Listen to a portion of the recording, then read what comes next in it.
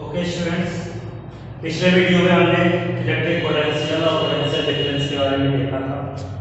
अब हम लोग देखेंगे इलेक्ट्रिक सर्किट और सर्किट डायग्राम के बारे में और उससे रिलेटेड चीजें। तो फर्स्ट होता है इलेक्ट्रिक सर्किट और सर्किट डायग्राम। तो इलेक्ट्रिक सर्किट और सर्किट डायग्राम क्या होता है, तो पहले हम देखते हैं इलेक्ट्रिक सर्किट क्या कहलाता है।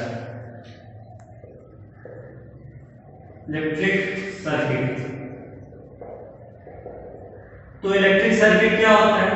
सर्किट क्या मतलब होता है कि पथ, ठीक है। तो इलेक्ट्रिक सर्किट क्या होता है कि वो इलेक्ट्रिक सर्किट एक पथ होता है, जैसा कि हमने देखा कि जो करंट होता है या इलेक्ट्रिकल चार्ज होता है वो कंडक्टर के थ्रू एक टर्मिनल से दूसरे टर्मिनल की तरफ फ्लो होते हैं। तो इलेक्ट्रिक सर्किट क्या है? Electric circuit is a flow of path of electric current और electric charges is called the electric circuit.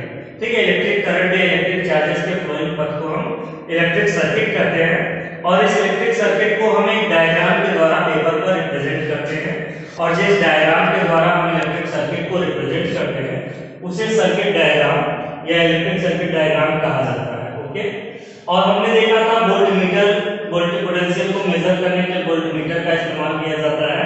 तो इलेक्ट्रिक सर्किट में आपका इससे रिलेटेड क्वेश्चन से एक क्वेश्चन जरूर एग्जाम में आता है इलेक्ट्रिक सर्किट डायग्राम बनाने के लिए, या फिर उससे रिलेटेड न्यूमेरिकल्स देते हैं। ओके, तो हम लोग देखते हैं इलेक्ट्रिक सर्किट डायग्राम कैसे बनाया जाता है। तो जैसा कि मैंने आपको बताया था कि सर्किट डायग्राम बनाने के लिए आपको कुछ चीजों की जरूरत पड़ेगी, कुछ सैंपल्स का इस्तेमाल किया जाता है। जैसे हम सैंपल्स के लिए कुछ सैंपल्स देख लेते हैं जिनका ज्यादातर इलेक्ट्रिक सर्किट में इस्तेमाल होता है। जैसे बल्ब, तो बल्ब बनाने के लिए हम इस तरह से इस सैंपल का यूज करते हैं।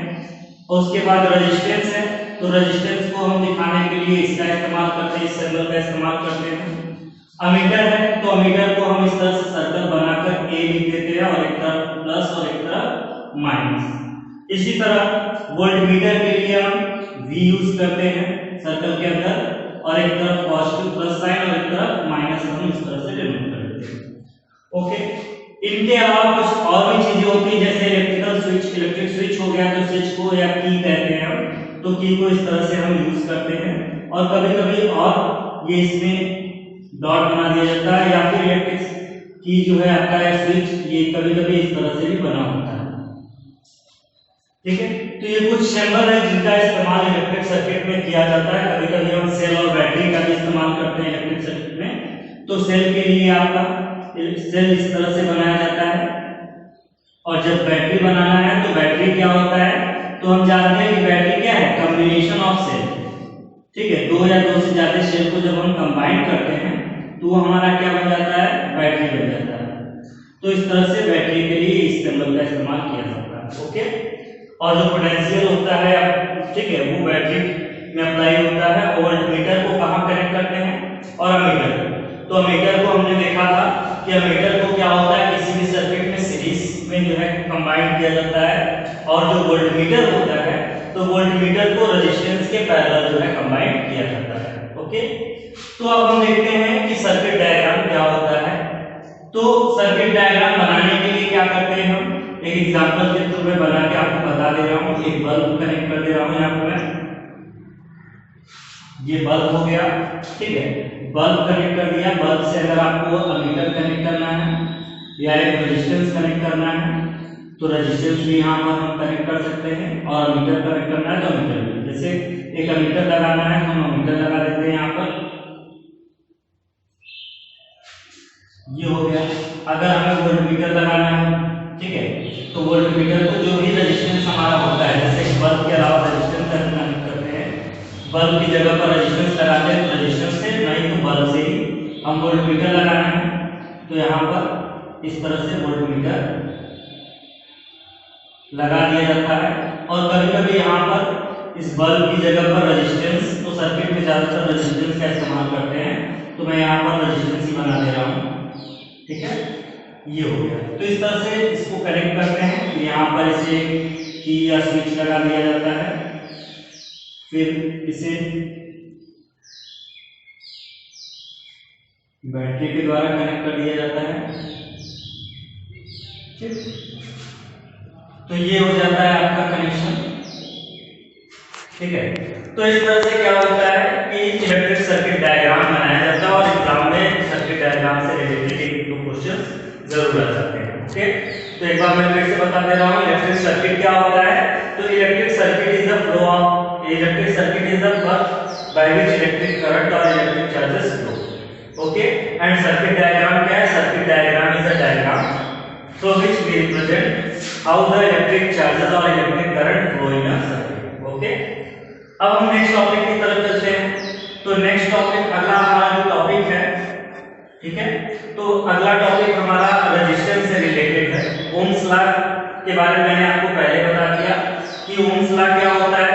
ओम्स लॉ किसी भी इलेक्ट्रिक सर्किट में जब हम पोटेंशियल प्रोवाइड करते हैं तो करंट जो होता है वो पोटेंशियल के डायरेक्ट प्रोपोर्शनल होता है। पिछले वीडियो में मैंने बताया था V प्रोपोर्शनल टू I होता है। ओके, जब प्रोपोर्शनल हटाते हैं तो V इक्वल टू हो जाता है, एक R कांस्टेंट लगाते हैं तो R इनटू I हो जाता है। ऐसे हम V equal to I into R भी लिखते हैं। ओके, तो यहाँ पर R क्या था?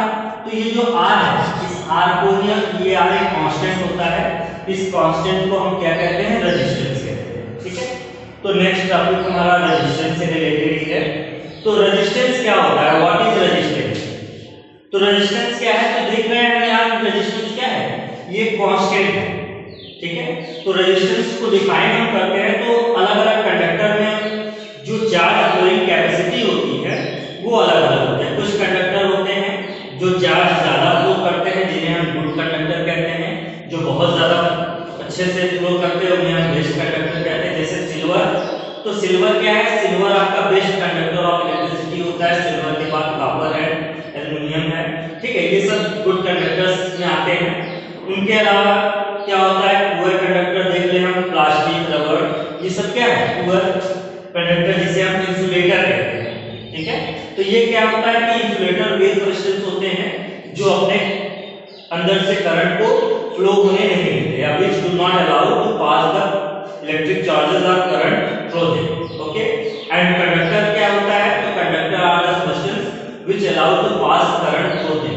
ठीक है, जो अपने अंदर से करंट को फ्लो होने देते हैं उन्हें हम कंडक्टर कहते हैं, जो नहीं फ्लो होने देते उसे इंसुलेटर कहते हैं। तो रेजिस्टेंस क्या होती है? रेजिस्टेंस किसी भी मटेरियल की वो प्रॉपर्टीज होती है जिसके कारण क्या होता है कि ये क्या करता है कि करंट के फ्लो होने का अपोज करता है। ठीक है, ये करंट को किसी भी कंडक्टर से फ्लो होने का अपोज यानी विरोध करता है। ये करंट को फ्लो होने से रोकता है। तो इसको हम डिफाइन करते हैं कि रेजिस्टेंस, व्हाट इज रेजिस्टेंस? तो हम डिफाइन कर सकते हैं कि resistance is the property due to which a conductor opposes to flow of current और चार्जेस। ठीक है, रेजिस्टेंस किसी कंडक्टर की वो प्रॉपर्टी होती है जिसके कारण वो कंडक्टर अपने अंदर से करंट या चार्जेस को फ्लो होने का विरोध करता है। और यहाँ हम लॉ से भी हम डिफाइन कर सकते हैं। अगर R इक्वल टू निकालें तो R इक्वल टू क्या हो जाएगा? ये V अपॉन I हो जाता है। तो इस तरह से एक शॉर्ट हम इससे डेफिनेशन भी बना सकते हैं कि what is resistance? Resistance is the ratio of electric potential और इलेक्ट्रिक करंट। ठीक है, इलेक्ट्रिक पोटेंशियल और इलेक्ट्रिक करंट के रेशियो को हम रेजिस्टेंस कहते हैं। लेकिन ज्यादातर मेन डेफिनेशन आपका यही होता है कि resistance is the property of a conductor due to which it opposes the flow of current through it. ठीक है, तो ये आपका रेजिस्टेंस होता है। अब देखते हैं कि रेजिस्टेंस को कौन-कौन से फैक्टर अफेक्ट करते हैं। ठीक है, अफेक्ट यानी प्रभावित करना, कि रेजिस्टेंस किन फैक्टर्स पे डिपेंड करता है। ठीक है, तो रेजिस्टेंस जो होता है, रेजिस्टेंस ये मेनली 4 फैक्टर्स पे डिपेंड करता है। पहला फैक्टर होता है कि कंडक्टर की लेंथ। ठीक है, तो पहला फैक्टर होता है लेंथ ऑफ कंडक्टर। ठीक है, दूसरा कंडक्टर की लेंथ के अलावा दूसरा होता है एरिया ऑफ क्रॉस सेक्शन।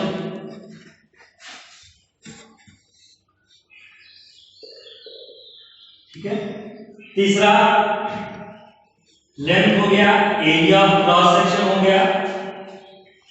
तीसरा होता है नेचर ऑफ मटेरियल।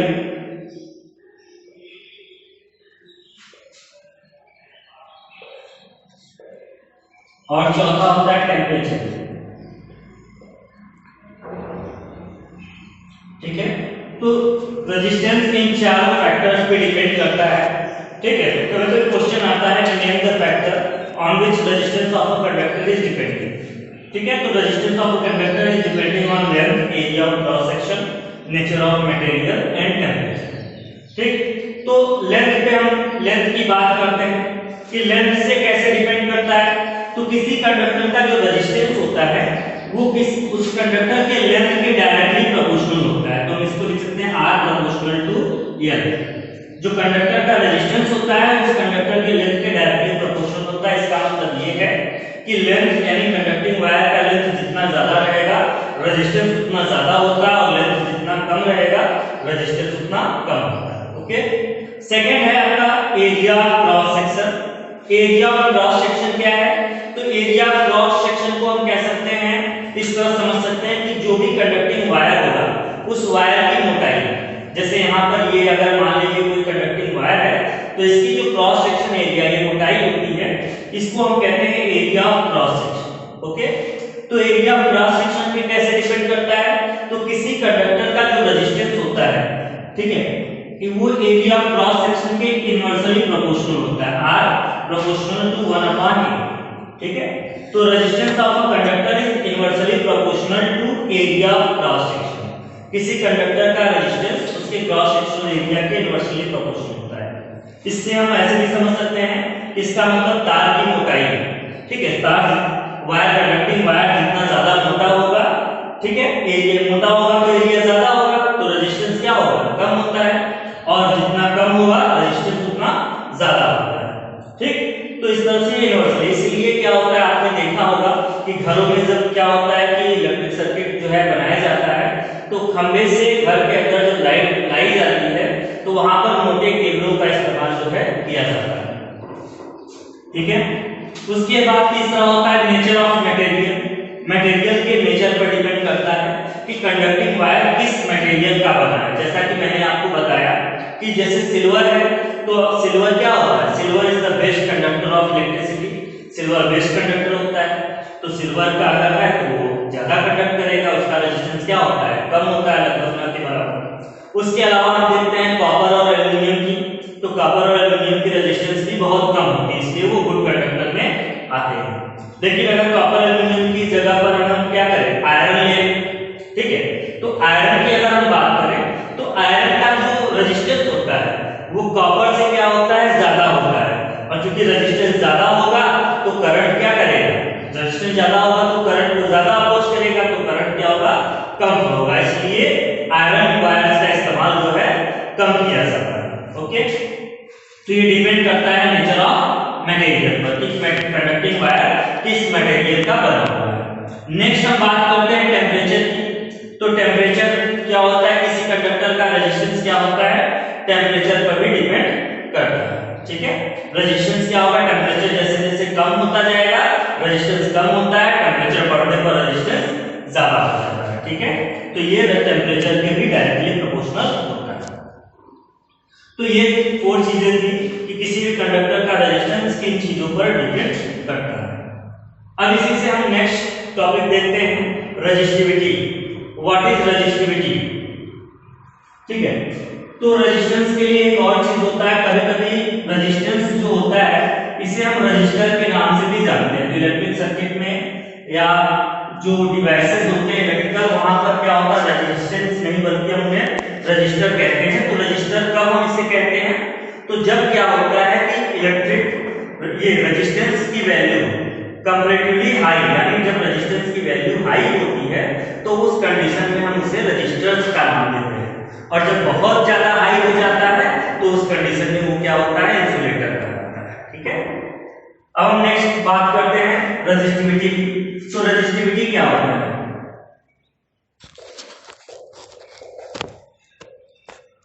रेजिस्टिविटी, तो रेजिस्टिविटी क्या होता है? ठीक है, तो रेजिस्टिविटी क्या होता है? What is resistivity? तो रेजिस्टिविटी का कोई एग्जैक्ट डेफिनेशन नहीं है, इसे इसी से निकाला बनाया जाता है। तो देख लेते हैं हम रेजिस्टिविटी क्या होता है। तो जैसा कि मैंने बताया आपको कि resistance of conductor is directly proportional to length. किसी कंडक्टर का रेजिस्टेंस जो है उसके लेंथ के डायरेक्टली प्रोपोर्शनल होता है, और यही रेजिस्टेंस होता है ये एरिया के ये दो प्रोपोर्शनलिटी रिलेशन हमको मिल गए हैं। अब इनको क्या करते हैं, अगर हम कंबाइन कर दें तो इसे हम इस तरह से लिख सकते हैं R proportional to L upon A। यहाँ पर प्रोपोर्शनल साइन जब हटाएंगे तो एक कांस्टेंट लगाया जाता है, ठीक है। इस कांस्टेंट को हम रो पढ़ते हैं, इस कांस्टेंट को रो पढ़ते हैं, इसका नाम क्या होता है, इस रो को ही हम रेजिस्टिविटी कहते हैं, ठीक है। तो ये रो ही आपका क्या कहलाता है, रेजिस्टिविटी कहलाता है। जहां हम रो इक्वल टू अगर निकालना है ये हो जाएगा R into A upon L, ये हो जाता है। तो व्हाट इज रेजिस्टिविटी, अब हम इसको डिफाइन करते हैं। अब यहां पर देखिए, अगर A की वैल्यू, इफ अगर किसी कंडक्टिंग वायर का लेंथ हम यूनिट ले, यानी लेंथ क्या हो जाए 1 हो जाए, और एरिया ऑफ क्रॉस सेक्शन, उस कंडक्टर का क्रॉस सेक्शन एरिया भी क्या हो 1, तो देखेंगे हम क्या कि ये आपका रो इक्वल टू क्या हो जाएगा, यहां पर से हम वैल्यू रखेंगे दोनों का, तो ये हो जाएगा रो इक्वल टू क्या R। तो रो किसके इक्वल हो जाता है R, यानी resistivity is numerically equal to resistance. Resistivity जो है रेजिस्टेंस के इक्वल होता है, लेकिन कब होता है, जब length of conductor is 1 and area of cross section is 1, या यूनिट भी से हम कह सकते हैं। तो डिफाइन कर लेते हैं व्हाट इज रेजिस्टिविटी। तो the resistivity of a conductor is numerically equal to the resistance if a conductor have unit length and unit cross sectional area. Okay, एक बार फिर से मैं बता दे रहा हूं व्हाट इज रेजिस्टिविटी। तो resistivity of a conductor is numerically equal to its resistance if a conductor have unit length and unit cross sectional area. तो इसको हम रेजिस्टिविटी कहते हैं, इसे रो से लिखते हैं। तो रो इक्वल टू क्या हो जाता है R, ठीक है। या यहाँ पे फार्मूला देख लेते हैं, रो इक्वल टू क्या फार्मूला होता है, तो R into A upon L। इसका यूनिट की बात करें अगर हम रेजिस्टिविटी की, तो रेजिस्टिविटी का यूनिट क्या होता है, what is the unit of resistivity, ठीक है। तो इसका यूनिट क्या हो जाएगा, इसका यूनिट होता है ओम मीटर। तो रेजिस्टिविटी का जो यूनिट है वो क्या होगा, ओम मीटर। ओके ओके, अब हम नेक्स्ट टॉपिक देखेंगे। ओके, अब हम नेक्स्ट टॉपिक देखते हैं। नेक्स्ट टॉपिक है हमारा कॉम्बिनेशन ऑफ रेजिस्टेंसेस, ठीक।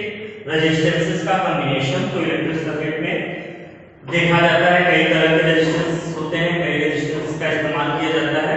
तो उनको हम देखेंगे कैसे कंबाइन किया जाता है। रेजिस्टेंस जब दो या दो से ज्यादा होते हैं तो उनको आपस में कैसे किस तरह से कंबाइन किया जाता है।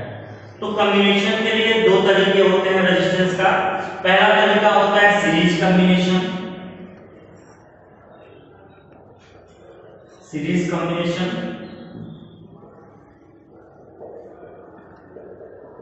और दूसरा होता है पैरेलल, पैरेलल कॉम्बिनेशन, ठीक है।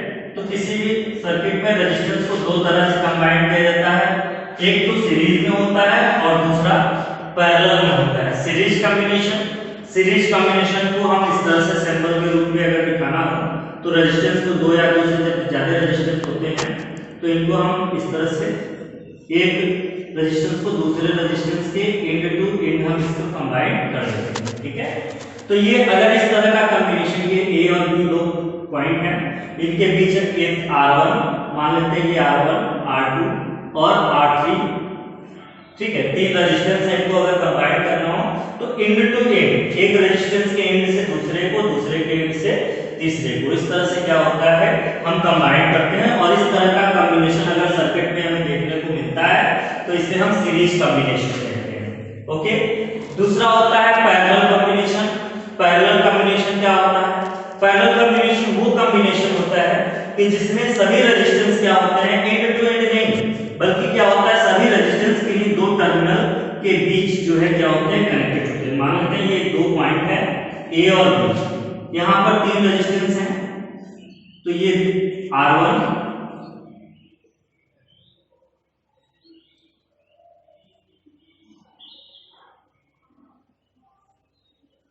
तो इस तरह से ये R1 R2 R3 मान लेते हैं ये तीन रेजिस्टेंस है R1 R2 R3। तो ये तीनों रेजिस्टेंस क्या होता है कि दो टर्मिनल के बिटवीन जुड़े हुए हैं, एक ही पॉइंट से जुड़े हुए हैं, ठीक है।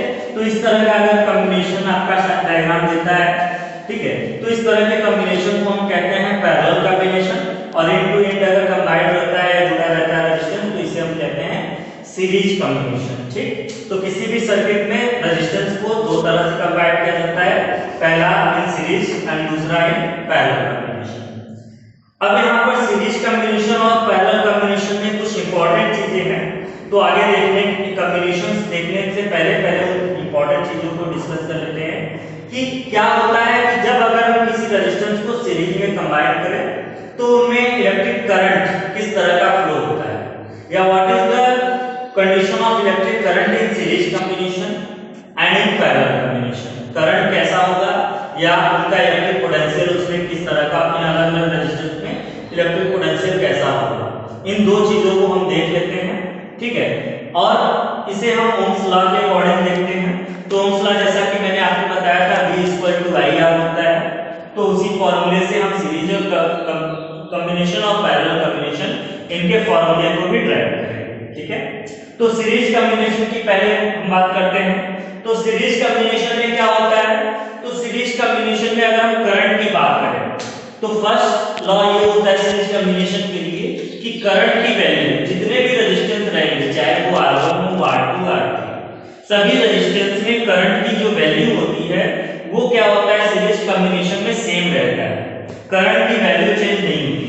जो करंट R1 में फ्लो होगा वही R2 में फ्लो होगा, वही R3 में, ऐसे जितने भी सीरीज कॉम्बिनेशन में रेजिस्टेंस होंगे सभी रेजिस्टेंस में करंट की वैल्यू सेम होती है।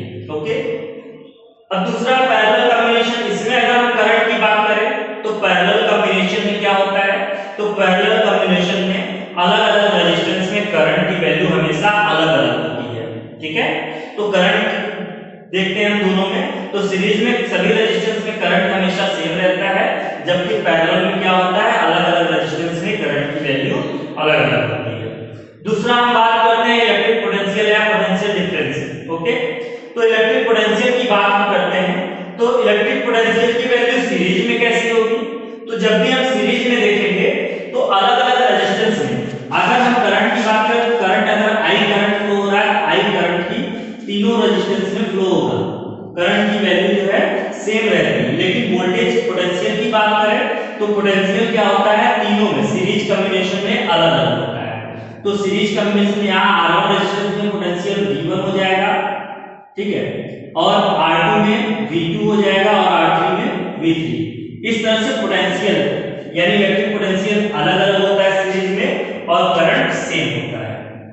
अब हम बात करते हैं पैरेलल में, तो पैरेलल में करंट की बात करें तो अगर यहाँ से I करंट फ्लो होता है तो ये I करंट क्या होता है, डिस्ट्रीब्यूट होकर ये I1, I2 और I3, ठीक है, इस तरह से क्या होता है, ये तीन अलग-अलग पार्ट में डिवाइड हो जाता है।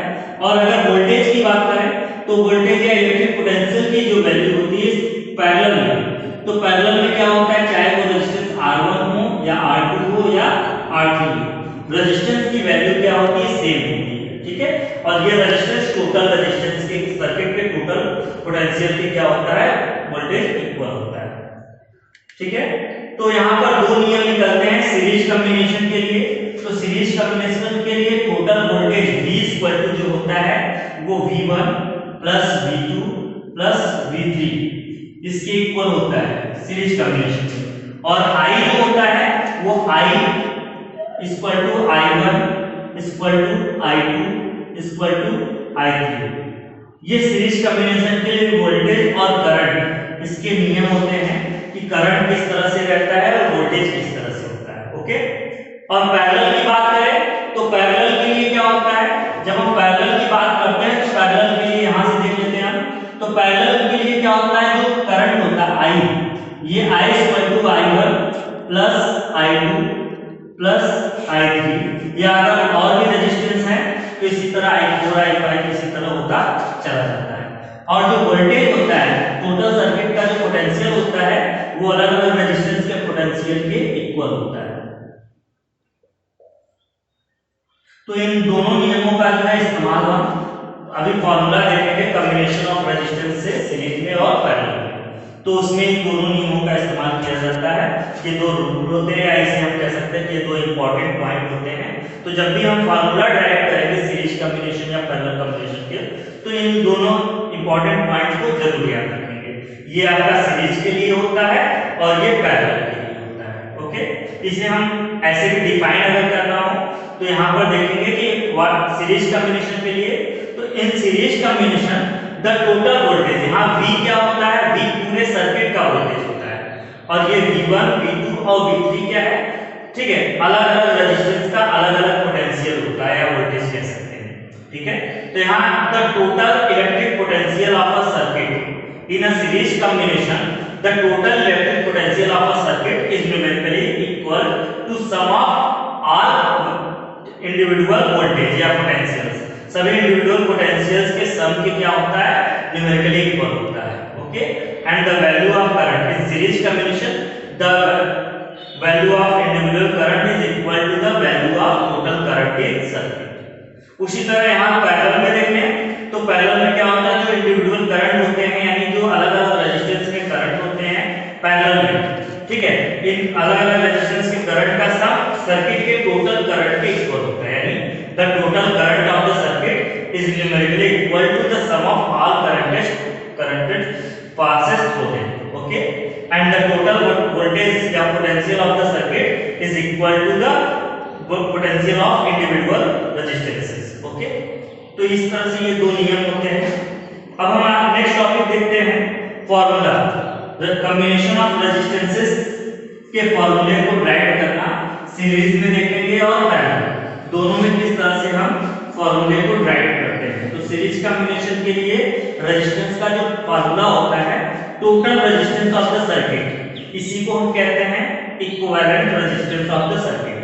तो अगर सर्किट में अगर तीन अलग अलग रेजिस्टेंस हैं तो टोटल रेजिस्टेंस कितना होगा, इसका फार्मूला होता है R=R1 + R2 + R3, इसी तरह से प्लस डॉट डॉट डॉट और भी होते हैं, इसी तरह आगे ऐड करते जाते हैं।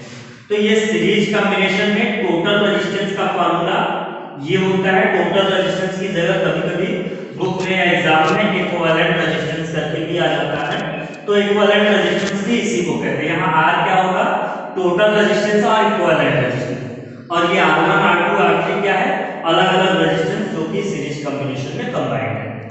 इसी तरह पैरेलल कॉम्बिनेशन की बात करें तो पैरेलल कॉम्बिनेशन में क्या होता है, जो टोटल या इक्विवेलेंट रेजिस्टेंस होता है ये R 1/R = 1/R1 + 1/R2 + 1/R3 + dot dot dot, ठीक है। तो इस तरह से फॉर्मूले को, ये दो फॉर्मूले होते हैं, ये equivalent resistance in series combination और ये equivalent resistance in parallel combination. अगर इसे हम वर्ड फॉर्म में लिखें तो क्या कहेंगे, the equivalent resistance in series combination is numerically equal to sum of all individual resistances. और ये पैरेलल कॉम्बिनेशन में अगर हम लिखना चाहें तो पैरेलल कॉम्बिनेशन लिखते हैं the reciprocal of equivalent resistance, the reciprocal of equivalent resistance is numerically equal to the sum of the reciprocal of all individual resistances, ठीक है। तो इस तरह से लिखकर हम इसको डिफाइन भी कर सकते हैं। अब हम बात करते हैं इसके फॉर्मूले के डेरिवेशन की, तो बारी बारी से हम सीरीज और पैरेलल दोनों के फॉर्मूले को राइट करना देखते हैं। ओके स्टूडेंट, अब हम देखते हैं सीरीज कॉम्बिनेशन, ठीक है। मैंने बताया आपको कि कॉम्बिनेशन ऑफ रेजिस्टेंस के फॉर्मूले को राइट करना देखेंगे यहाँ पर। तो फर्स्ट है सीरीज कॉम्बिनेशन।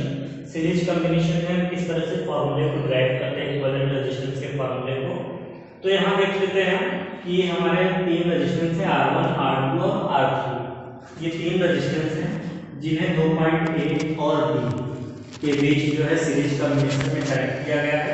फिर इनको जो है एक बैटरी, ठीक है, ये एक बैटरी B है, तो B बैटरी के द्वारा इन्हें जो है जोड़कर एक की से, ठीक है, एक की यहाँ पर स्विच या की लगा दिया गया, की के इससे कनेक्ट कर दिया गया और इससे इनका कॉम्बिनेशन एक बैटरी के द्वारा कर दिया गया, ठीक है। तो इसको हम इस तरह से बता सकते हैं, consider three resistance R1 R2 and R3 are connected between 2 points at A and B and it is connected with a battery B and key K, okay। when a current is when electric potential when a potential is applied through the battery B, ठीक है, जब battery B के द्वारा B voltage या potential हम apply करते हैं तो then a current I is passes through the circuit। तो जब हम बैटरी के द्वारा पोटेंशियल अप्लाई करते हैं तो करंट आई प्रोड्यूस होता है। जैसा कि मैंने आपको पीछे ही बताया कि जब भी हम पोटेंशियल लगाते हैं तो क्या होता है, कंडक्टर में चार्जेस फ्लो होने लगते हैं। तो चार्ज जब फ्लो होने लगेगा तो मान लेते हैं कि एक करंट आई प्रोड्यूस होता है जो कि रेजिस्टेंस R1 और R2 R3 के थ्रू फ्लो होता हुआ इस तरह से ये वापस आ जाता है। ठीक है, तो यहाँ हम फार्मूले को राइट करते हैं। तो यहाँ जैसा कि हमने बताया ओम्स लॉ क्या कहता है, ओम्स लॉ के अकॉर्डिंग देखें तो ओम्स लॉ क्या होता है, V = I × R, यही होता है ओम्स लॉ हमारा। तो V = I × R ये ओम्स लॉ है। तो यहाँ जब करंट I फ्लो होगा तो I करंट रेजिस्टेंस R1 के थ्रू भी फ्लो होगा, R2 के थ्रू भी और R3 से भी। तो जब करंट फ्लो होगा तो इनमें अलग-अलग पोटेंशियल भी क्रिएट होंगे। तो मान लेते हैं कि जब करंट I फ्लो होता है रेजिस्टेंस R1 से तो इसमें प्रोड्यूस होने वाला पोटेंशियल क्या है, V1 है। R2 में पोटेंशियल V2 प्रोड्यूस होता है और R3 में पोटेंशियल V3 प्रोड्यूस होता है। ठीक है, क्योंकि अगर वोल्टेज अप्लाई करेंगे, पोटेंशियल अप्लाई करेंगे, करंट प्रोड्यूस होगा, करंट फ्लो होगा तो वोल्टेज भी क्रिएट होगा।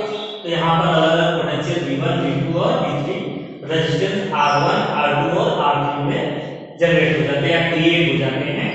ठीक है, तो अब हम ओम्स लॉ की बात करें तो ओम्स लॉ क्या हो जाएगा, तो पहले का वोल्टेज अगर R1 में हम जो जनरेट हो रहा है वोल्टेज या पोटेंशियल, इस पोटेंशियल की बात करेंगे तो R1 में जनरेट होने वाले पोटेंशियल की वैल्यू कितना हो जाएगा, तो V1 = क्या हो जाएगा, तो V1 = आपका ये हो जाता है क्या, I × R1 हो जाएगा।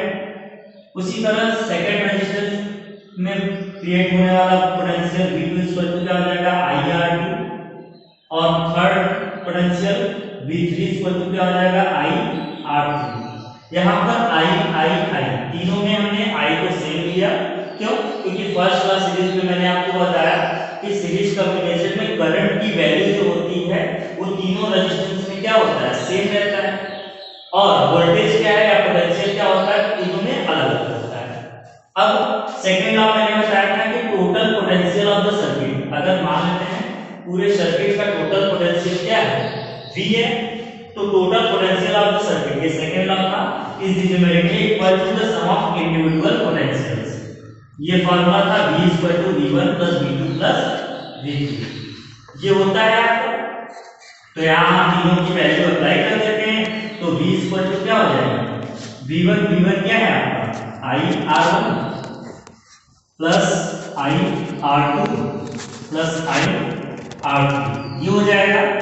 तो यहाँ पर V = I कॉमन निकाल लेते हैं तो ये बचेगा क्या आपका, R1 + R2 + R3।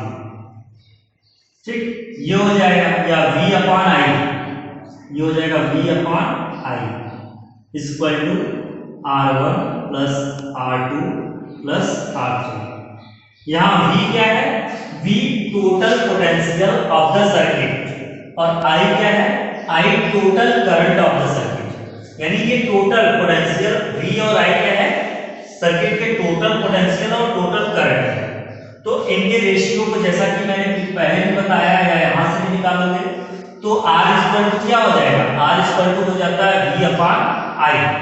तो यहाँ पर V/I अगर मान लेते हैं total resistance of the circuit या equivalent resistance of the circuit is R, तो इसको हम V/I की जगह क्या लिख सकते हैं, R। तो R हो जाएगा R1 + R2 + R3। ठीक है, तो ये आपका फॉर्मूला राइट हो जाता है टोटल रेजिस्टेंस का या इक्विवेलेंट रेजिस्टेंस का। जब तीन रेजिस्टेंस सर्किट में कनेक्टेड हो तो इक्विवेलेंट रेजिस्टेंस का formula R = R1 + R2 + R3। यहाँ पे R क्या है, total resistance of the circuit या फिर equivalent resistance of the circuit, और R1 R2 R3 क्या है, सर्किट के अलग-अलग रेजिस्टेंसेस होते हैं। ठीक है, यहाँ V और I क्या है, टोटल पोटेंशियल और टोटल करंट। ठीक है, तो इस तरह से हम फॉर्मूले को ड्राइव कर लेते हैं सीरीज कॉम्बिनेशन में टोटल पोटेंशियल रेजिस्टेंस या इक्विवेलेंट रेजिस्टेंस का फॉर्मूला। इसी तरह से यहाँ पे तीन रेजिस्टेंस की जगह पर 4 5 6 7 जितने भी हों इसको हम इस तरह से बढ़ाते जाते हैं। तो इसे हम लिख सकते हैं और R = R1 + R2 + अगर n रेजिस्टेंस है R3 + ... Rn तक हम इसको लिख सकते हैं। तो जितने रेजिस्टेंस रहेंगे इसी तरह से बढ़ते चले जाते हैं। ओके, तो ये था हमारा सीरीज कम्बिनेशन। ठीक है, अब हम नेक्स्ट देखेंगे पैरेलल कम्बिनेशन। ठीक, तो पैरेलल कम्बिनेशन में क्या होता है, तो अगर हम पैरेलल कम्बिनेशन की बात करें,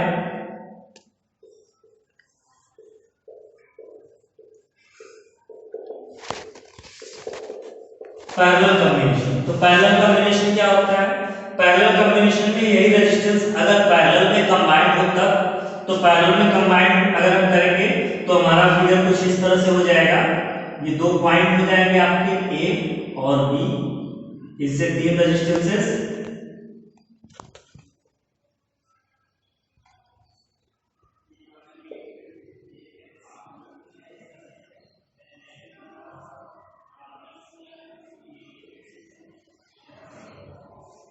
ये तीन रेजिस्टेंसेस R1, R2 और R3। ठीक, जो कि पॉइंट ए और बी के बीच जो है पैरेलल कॉम्बिनेशन में जुड़े हुए हैं। फिर इसे एक की और बैटरी से जोड़ दिया जाता है, बी बैटरी के द्वारा जोड़ देते हैं। ठीक है, अब जब यहां पर क्या होता है कि बैटरी पर पोटेंशियल V अप्लाई करें, तो V पोटेंशियल अप्लाई करने पर एक करंट प्रोड्यूस होता है I, ये I करंट प्रोड्यूस होता है, और ये I करंट क्या होगा, जैसे ही ये पॉइंट पर पहुंचेगा तो ये तीनों रेजिस्टेंस में डिस्ट्रीब्यूट होकर ये I1 फॉर्म में, I2 फॉर्म में और I3, तो इस तरह से I1, I2 और I3 के रूप में डिवाइड हो जाएगा, और वापस यहाँ आने पर ये फिर से कंबाइंड होकर I बन जाएगा।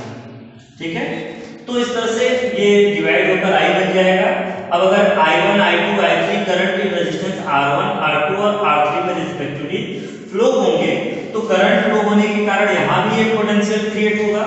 ये पोटेंशियल कितना होगा, तो जो पोटेंशियल यहाँ R1, R2 और R3 में क्रिएट होगा, ये पोटेंशियल क्या होगा, टोटल पोटेंशियल के इक्वल होता है। पैरेलल लॉ के, पैरेलल कॉम्बिनेशन के लॉ में मैंने बताया कि जो टोटल करंट होता है वो I1, I2 और I3 के रूप में डिवाइड हो जाएगा, और टोटल पोटेंशियल जो होता है वो इंडिविजुअल पोटेंशियल के इक्वल होता है। तो यहाँ पोटेंशियल V, ठीक है, और यहाँ भी V, तो तीनों के रेजिस्टेंस में V पोटेंशियल ही क्रिएट होगा। अब अगर हम फॉर्मूले को ट्रैक करें, इसको हम इस तरह से बता सकते हैं, if three resistors R1, R2, R3 are connected between 2 points A and B, and it is connected with a circuit with the help of a battery and key K. If V potential is applied through the battery, then a current I is created in the circuit, which is distributed in I1, I2 and I3 in respectively in resistance R1, R2 and R3. Okay, and when current I1, I2 and I3 is produced, is flows through the resistance R1, R2 and R3, then it also produce a potential in resistance R1, R2 and R3, and this potential is numerically equal to the total potential of the battery. ये potential जो create होगा अलग अलग resistance में, ये battery के total potential के equal होता है। ओके, अब यहाँ पे फिर हम वही दोनों लॉ अप्लाई कर लेते हैं। तो टोटल जो वोल्टेज होता है, तो टोटल वोल्टेज आपका V हो गया। करंट की बात करें तो बाय ओम्स लॉ क्या होता है, V = I × R होता है। अगर हम I की वैल्यू निकालें तो I = क्या हो जाएगा, V/R। I = क्या हो जाएगा, V/R। तो अगर हम करंट I1 की वैल्यू निकालें तो I1 कितना हो जाएगा, तो I1 हो जाएगा V/R1। I2 इसकी वैल्यू अगर निकालें तो यहाँ से क्या हो जाएगा, ये V/R2, और I3 क्या हो जाएगा, ये हो जाएगा V/R3। ठीक है, तो इस तरह से इसको हम तीन अलग अलग इक्वेशन के रूप में दिखा देते हैं। तो ये I1, I2 और I3 की वैल्यू ओम्स लॉ से अगर हम निकालें तो अलग अलग सर्किट में I1, I2, I3 की वैल्यू ये आपके अलग अलग हो जाएंगे। यहाँ पर हमने V तीनों में कॉमन लिया है, क्यों, क्योंकि तीनों ही रेजिस्टेंस में जो टोटल पोटेंशियल होता है वो आपस में इक्वल होते हैं। ओके, तो ये हो गया। फिर बाय सेकंड लॉ क्या था हमारा, तो सेकेंड लॉ अगर हम निकालें तो सेकेंड हमारा था क्या v, ठीक है, I equal to I1 plus I2 plus I3, ये होता है फॉर्मूला आपका। तो इसमें वैल्यू रख लीजिए, I इक्वल टू I1 की वैल्यू क्या है v अपान R1 अब प्लस I2 की v अपान R2 प्लस ये v अपान R3।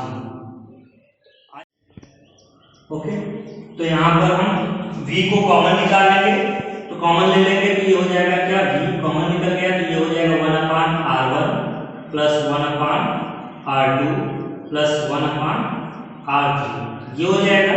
अब ये v इस तरफ आएगा तो ये हो जाएगा क्या, I upon v equal to 1 upon R1 plus 1 upon R2 plus 1 upon R3। अब देखिए यहाँ पर I अपान v हो गया या, ठीक है, तो I अपान v, तो I अपान v क्या हो जाएगा, तो बाई ओम्स का अगर हम यहीं पर इसको निकालें तो I अपान v ये इधर चला जाएगा या ये देखो यहाँ पे ये ट्रांसपोज हो जाएगा तो ये बन जाएगा क्या, I upon v equal to क्या बचेगा यहाँ 1 अपान r, तो I अपान v को हम क्या लिख सकते हैं 1 अपान r, तो यहाँ पर I अपान v की जगह 1 अपान r लिखेंगे तो ये हो जाएगा 1 upon r equal to 1 upon r1 plus 1 upon r2 plus 1 upon r3, ठीक है।